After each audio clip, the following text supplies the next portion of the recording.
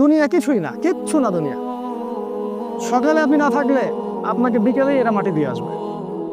চোখ বন্ধ করে চিন্তা করবেন রাত্রেবেলা আপনি পৃথিবীতে নাই, আপনার স্ত্রী, আপনার সন্তান, আপনার প্রতিষ্ঠান, আপনার সংগঠন, আপনার সবকিছু কি থেমে আছে না চলছে?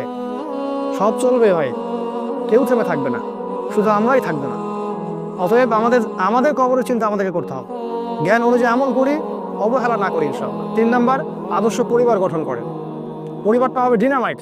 রাষ্ট্র বিশ্ব কই যায় যাক, আপনার পরিবার যেন ইসলামের আদর্শের উপর থাকে। কারণ কু আনফুসাকুম ওয়া আহলিকুম নার, নিজে বাঁচো জাহান্নামের আগুন থেকে, পরিবারকে বাঁচাও। আপনার ছেলের ব্যাপারে সচেতন হন, মেয়ের ব্যাপারে সচেতন হন, স্ত্রীর ব্যাপারে সচেতন হন।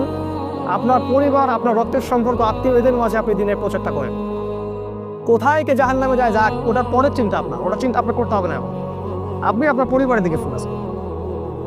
যদি আপনি পরিবারকে ইসলামিক আদর্শে গড়তে না পারেন বা অবহেলা করেন, অবশ্যই আপনাকে এর জন্য আল্লাহ পাক জবাবদিহি করাবে। দুনিয়া কিছুই না, কিচ্ছু না দুনিয়া। সকালে আপনি না থাকলে আপনাকে বিকেলেই এরা মাটি দিয়ে আসবে।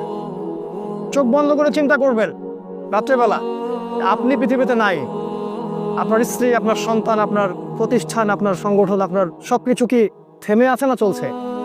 সব চলবে ভাই, কেউ থেমে থাকবে না, শুধু আমরাই থাকবে না।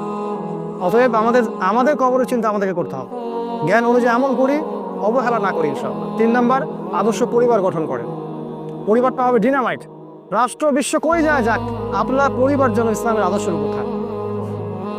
কারণ কু আনফুসাকুম ওয়া আহলিকুম নার, নিজে বাঁচো জাহান্নামের আগুন থেকে, পরিবারকে বাঁচাও। আপনার ছেলের ব্যাপারে সচেতন হন, মেয়ের ব্যাপারে সচেতন হন, স্ত্রীর ব্যাপারে সচেতন হন। আপনার পরিবার, আপনার রক্তের সম্পর্ক, আত্মীয়, এদের মাঝে আপনি দিনের প্রচারটা করেন। কোথায় কে জাহান্নামে যায় যাক, ওটার পরের চিন্তা আপনার, ওটা চিন্তা আপনার করতে হবে না। আপনি আপনার পরিবারের দিকে ফোকাস। যদি আপনি পরিবারকে ইসলামিক আদর্শে গড়তে না পারেন বা অবহেলা করেন, অবশ্যই আপনাকে এর জন্য আল্লাহ পাক জবাবদিহি করাবে।